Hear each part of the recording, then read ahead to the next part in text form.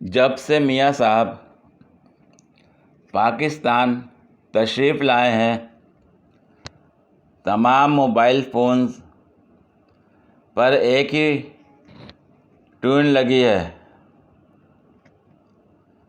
अपने bank account का pin code और मालूमात किसी को ना दें। नहीं सारुण के यहाँ कुछ तो गड़बड़ है, जरूर कोई ना कोई गड़बड़। ये चुप है।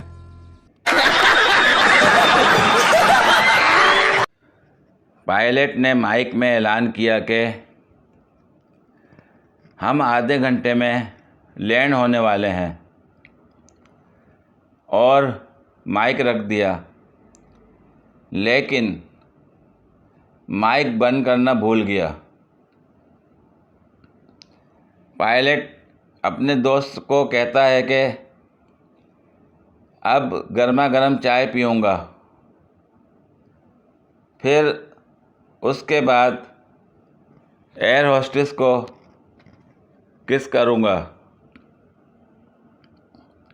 ये सुनकर एयर होस्टेस माइक बंद करने के लिए दौड़ी,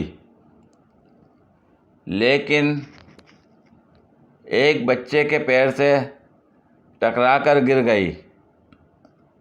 बच्चा गुस्से से चिल्लाकर बोला, तुझे बड़ी जल्दी है, सुना नहीं, पहले वो चाय पिएगा। बहुत तेज हो रहा है। ये चुप है।